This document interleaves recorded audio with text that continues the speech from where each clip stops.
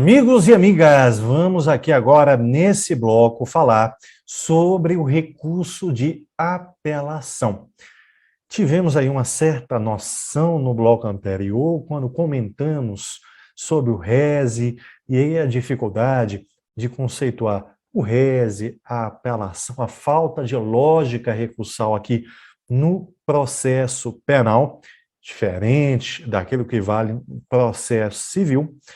Já mencionei aqui o teor do artigo 593, especialmente se o inciso 2, o cabimento da apelação também para atacar interlocutórias, desde que a interlocutória não venha prevista lá no artigo 581.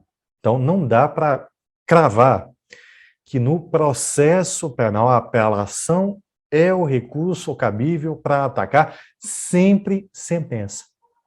Ela pode atacar também interlocutórias. Então, para entendermos o conceito do recurso, nós temos que verificar qual é o cabimento dele. Então, aqui, não vou conceituar o recurso, já vou partir logo para as hipóteses de cabimento, que vem no CPP e na Lei 9.099 de 95. Tá bom? No CPP, vamos lançar aqui o código em tela. Eu estou com 593 já aqui aberto, mas eu tenho que voltar um pouquinho aqui, tá? Então, vamos lá, passeio aqui bem rápido. O artigo 416, o artigo do júri, que vai afirmar que contra a sentença de impronúncia ou de absolvição sumária no júri, caberá apelação. Tá? Não sei se vocês conhecem, tem uma diquinha bem boba aí, né? Que ajuda a lembrar qual recurso cabível para atacar decisão no júri. Se não sabem, vá lá a dica. Seguinte, se a decisão no júri começar por vogal, o recurso também começa por vogal. Se começar por consoante, o recurso começa por consoante. Vamos ver? Ó, vogal, impronúncia. Absolvição sumária. Então, o recurso começa por vogal, apelação. Mas, pronúncia e desclassificação começam com consoante. Então, o recurso começa com consoante, é o rese. Ok?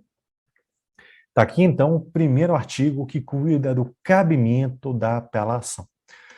Vamos voltar agora ao artigo 593. Vamos ver?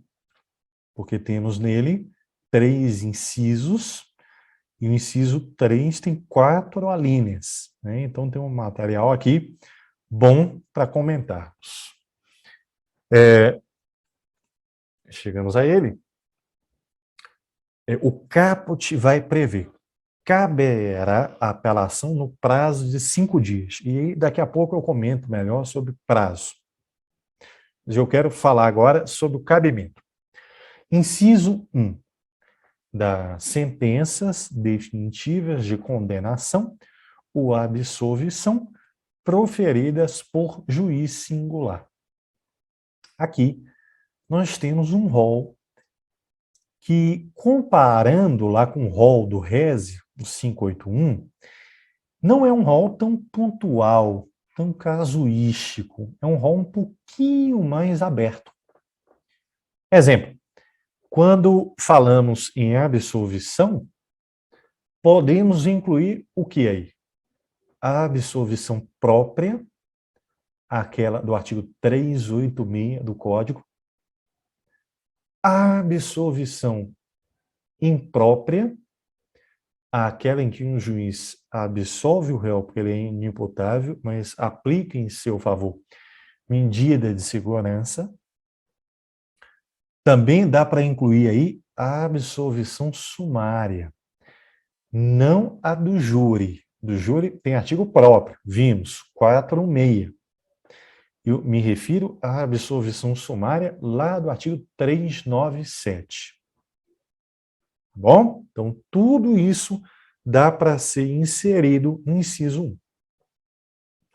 O 2, já comentamos no bloco anterior, são interlocutórias se não estiverem previstas no rol do artigo 581. Ok? E chegamos ao júri. Inciso 3 se refere ao júri. Aqui temos alguns pontos que são importantes, que têm que ser comentados. Tá? Temos aí 4 alíneas. O apelante no júri tem que indicar corretamente a linha que sustenta o seu recurso. Por quê? Vejam bem, via de regra, o efeito devolutivo de um recurso, ele é delimitado pelo próprio recorrente, ao interpor o recurso. Mas, em prol do duplo grau de jurisdição, se o recorrente for omisso, silenciar a respeito, se entende que o efeito devolutivo é amplo. Então, recorreu de tudo, menos no júri. Essa regrinha não vale no júri. O recorrente, o apelante no júri, tem que indicar qual é a linha correta. Vejam o teor da súmula 713 do STF. O efeito devolutivo da apelação contra decisões do júri é adstrito aos fundamentos de sua interposição. Isso por quê? Porque o provimento do recurso pode gerar a anulação do julgado ou a reforma, a depender da linha que foi aqui escolhida. Para que entenda. Exemplos. Se a linha escolhida no recurso foi a linha C, houver erro ou injustiça no tocante à aplicação da pena ou da medida de segurança, digamos, o réu recorre da pena que foi aplicada pelo juiz quando o réu foi condenado lá no júri. Se o seu recurso for provido, o tribunal, o órgão adquém, pode reformar a decisão do juiz, pode diminuir a pena. Agora, se o apelante escolhe a linha D, atacar decisão que for manifestamente contrária à prova dos autos, e esse recurso for provido, o tribunal, o órgão adquém, não pode reformar a decisão. No máximo, vai anular o julgamento. Tá? Por quê? Em respeito à soberania dos vereditos. Somente quem julga no júri são jurados. Juiz do júri, o órgão adquém, não podem ignorar o que jurados julgaram. Então, o máximo que vai ocorrer aqui, se o recurso da linha D for provido, é o tribunal anular o julgamento e submeter o réu a um segundo julgamento, com 7 novos jurados. Então, aqui só cabe o efeito da anulação. Na C, cabe o efeito da reforma.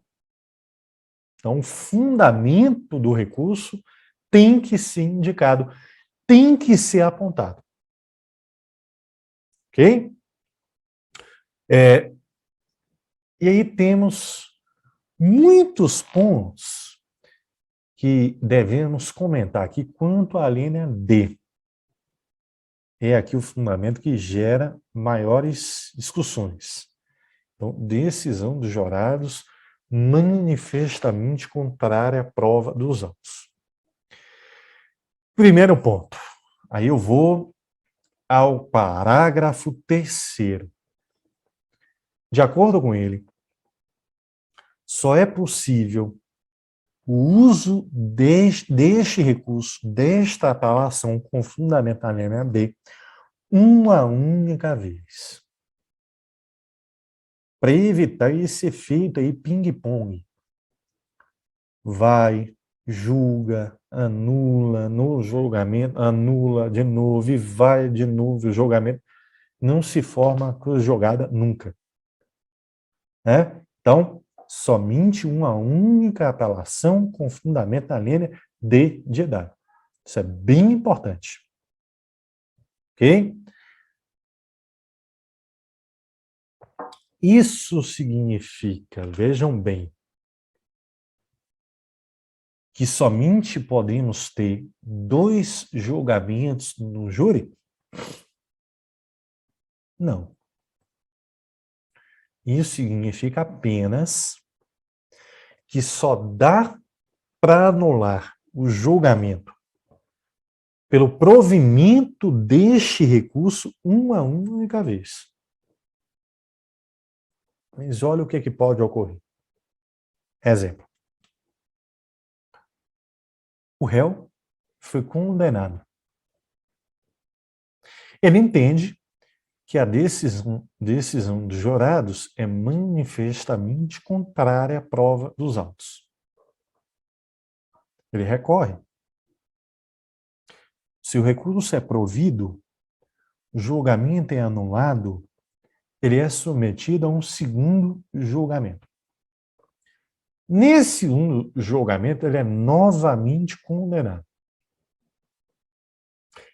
Ele pode recorrer com fundamento na linha D? Não mais. Mas ele pode ainda recorrer para anular esse segundo julgamento? Pode. Com fundamento na linha B, não, mas de repente com fundamento na linha A. Se ocorrer nulidade posterior à pronúncia, exemplo, se ocorrer nulidade na quesitação que foi encaminhada aos jurados. É possível. E aí, se houver o provimento do recurso, se anula o segundo julgamento, se vai a um terceiro julgamento. E se no terceiro julgamento também ocorrer nulidade, é possível, mais uma vez, o recurso. Ok? Bom, uma outra discussão importante é se o Ministério Público pode ou não interpor essa apelação com fundamento na linha D. É uma discussão que, no momento, vem sendo travada lá no STF. O julgamento, neste momento, não se encerrou. A votação está suspensa, o julgamento está em aberto. Já há votos nos dois sentidos. Há quem entenda, e há quem entenda em doutrina, que o Ministério Público não pode se valer deste recurso com fundamento na linha D. Em respeito à soberania dos hereditos. Os jurados absolveram o réu. E notem, perdão aqui, um complemento. Não pode o MP, para essa corrente, se valer do recurso se a decisão for absolutória. Ficou faltando aí essa informação. Tá? Aliás, perdão, agonia aqui com o relógio, e eu tenho que terminar a apelação ainda nessa aula, me perdoe, retifique. Vai lá, volta. Na verdade, seguinte, se, e eu estava correto, hein, gente?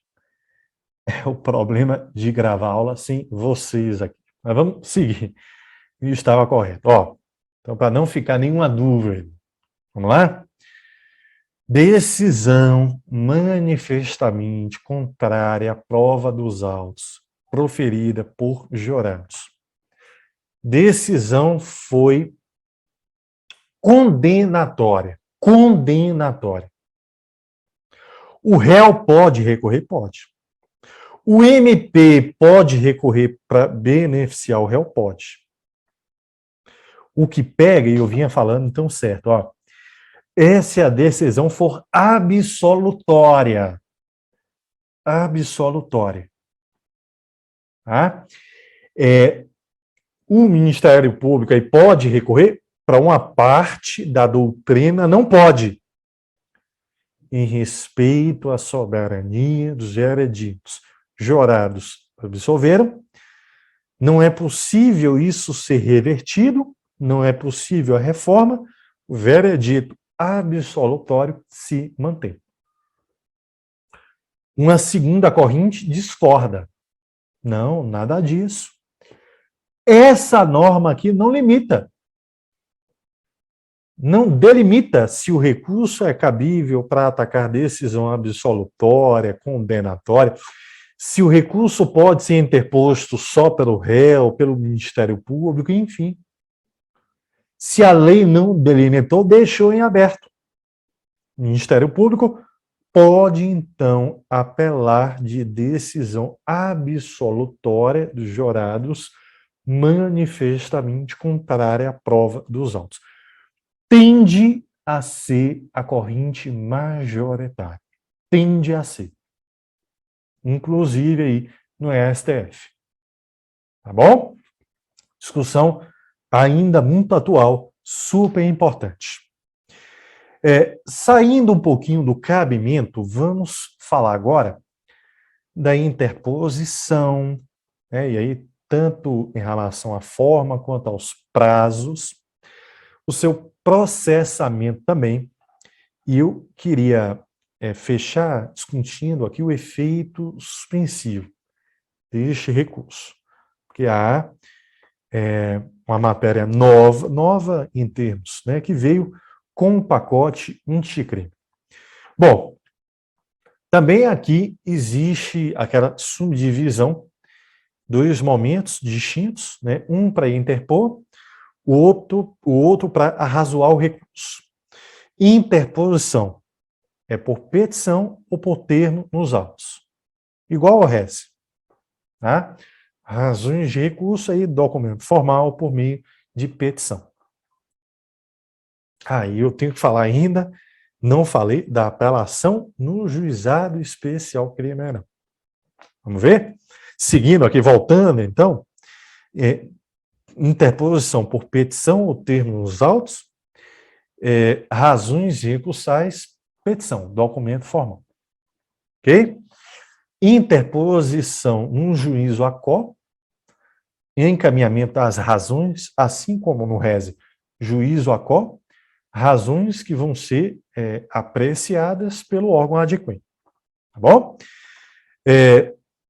Interpõe no juízo a quo, se o juízo a quo admitiu o recurso, permite que o apelante encaminhe razões recursais, depois o apelado encaminha contra-razões, e aí então o recurso é encaminhado ao órgão adquirente. Aqui não há o efeito regressivo, como existe lá no RES. Quanto a prazos, para interpor, já lemos, aqui ó, no 593, a regra é de interposição em 5 dias. 5 dias. Tem duas exceções. Primeira, vem no artigo 598. Se é apelação do assistente de acusação. Pode apelar em até 15 dias. Mas aqui eu tenho que comentar duas coisas importantes. Primeira, o assistente só pode recorrer daquilo que o Ministério Público não recorreu. A sua apelação é supletiva ou subsidiária. O MP não recorreu de nada, o assistente pode recorrer de tudo. O MP recorreu de parte, o assistente só pode recorrer da outra parte. Ok? Daí porque o prazo do recurso do assistente se inicia após o fim do prazo do IMP. Até para saber se o IMP recorreu e do que recorreu. Tá bom? Se entende que o assistente pode recorrer até para aumentar a pena. Sim. Outro ponto. Esse prazo de 15 dias. Jurisprudência entende que ele se aplica somente se o assistente não estava habilitado nos autos até então. Não vinha atuando no processo. E aí a lei confere um prazo maior para que ele conheça os autos e com isso possa recorrer. Se, no entanto, ele já estava habilitado nos autos, ele volta lá à regra geral dos 5 dias. Ok? Segunda exceção vem exatamente no juizado especial criminal. Lá, a apelação, ela pode ser interposta em 10 dias. E aqui eu abro um adendo.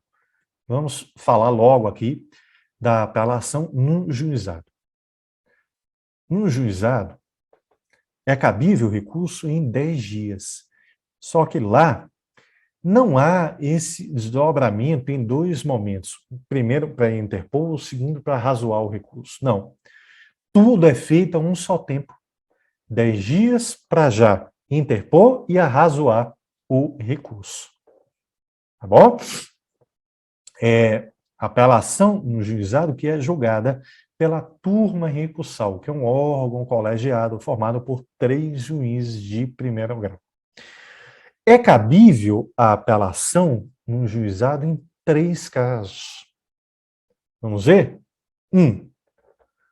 Para atacar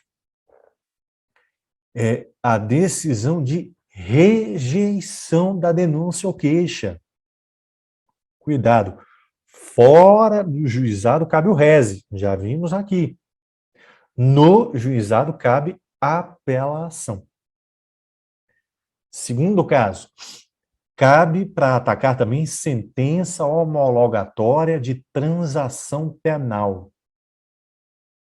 E, por fim, cabe para atacar a sentença de mérito, absolutória ou condenatória. Ok?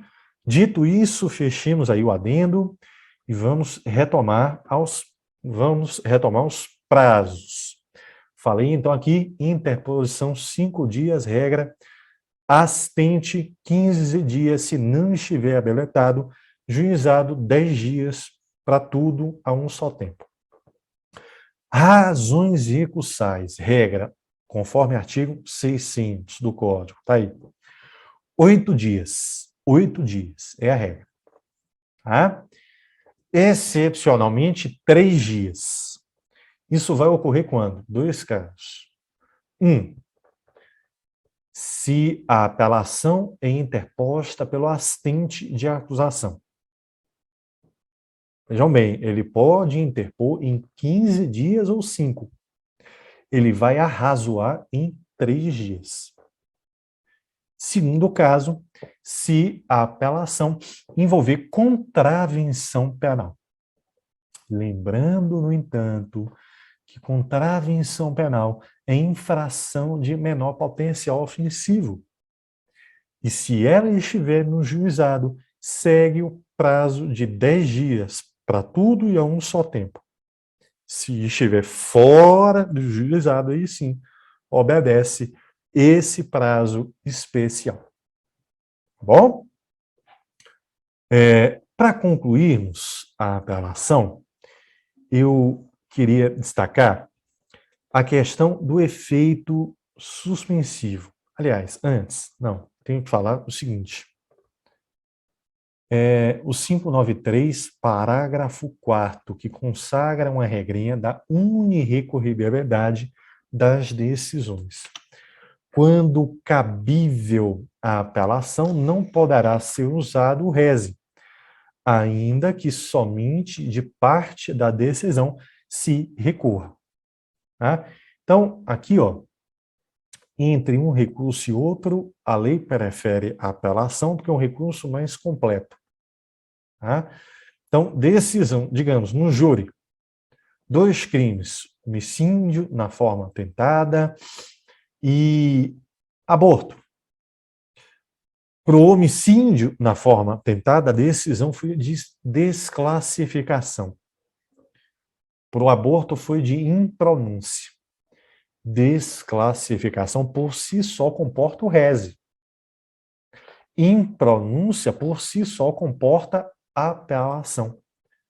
Se perguntarem em prova, sem indicar se é para atacar uma parte, outra parte, ou todo julgado, se perguntarem qual recurso cabível, apelação com fundamento neste parágrafo 4º, ainda que se recorra somente do trecho do julgamento que comportaria isoladamente o rese. Ok? E agora sim, para concluirmos quanto ao efeito suspensivo. Bom, a apelação, ela tem efeito suspensivo, via de regra, somente se ela ataca decisão penal condenatória. Tá? Não há se a decisão é absolutória, em respeito até à presunção de inocência. É o que se vê aqui nos artigos 596 e 597. Agora, temos que complementar esse regramento quanto ao efeito suspensivo, voltando um pouquinho no código. Vamos ver? Voltando ao júri. Falando aqui, então, da decisão, vejam só, 492, inciso 1, a linha E. Se a decisão no júri é condenatória a uma pena igual ou superior a 15 anos de reclusão, vamos ter a execução imediata da pena. Ah, mas o Supremo entendeu que execução provisória da pena é inconstitucional porque viola a presunção de inocência. Mas o Supremo ficou de julgar se isso se aplica também no júri. Porque no júri tem um diferencial que seria a soberania dos vereditos. O Supremo não se pronunciou, ao menos até o momento, quanto ao júri. O pacote anticrime tomou a frente. Entendeu possível execução imediata dessa pena, igual ou superior a 15 anos. É a regra. Tanto é a regra que eventual recurso contra esta decisão não tem efeito suspensivo. Também é regra, para permitir exatamente a execução imediata da pena. Tá? Aí vem, excepcionalmente, conforme o parágrafo 3º, é que o juiz do júri pode deixar de autorizar a execução provisória das penas dessas, né? Se houver questão substancial cuja resolução pelo tribunal ao qual competiu o julgamento possa plausivelmente levar à revisão da condenação. E aí, excepcionalmente também, o recurso contra esse julgamento pode ter efeito suspensivo, que é o que vem no parágrafo 5º. Excepcionalmente, poderá o tribunal atribuir efeito suspensivo à apelação essa, quando verificado cumulativamente que o recurso 1 não tem propósito meramente protelatório e 2 levanta questão substancial e que pode resultar em absolvição, anulação da sentença, novo julgamento, redução da pena para patamar inferior a 15 anos de reclusão. Então aí teremos o efeito suspensivo. Deu aqui nosso tempo, concluímos o estudo da apelação, mas não encerramos ainda o estudo dos recursos em espécie. Isso vai ficar para a nossa próxima aula. Esta, vamos encerrando então por aqui. Fica o convite para que acompanhe essa nossa próxima aula. Bons estudos a vocês, um grande abraço e até lá!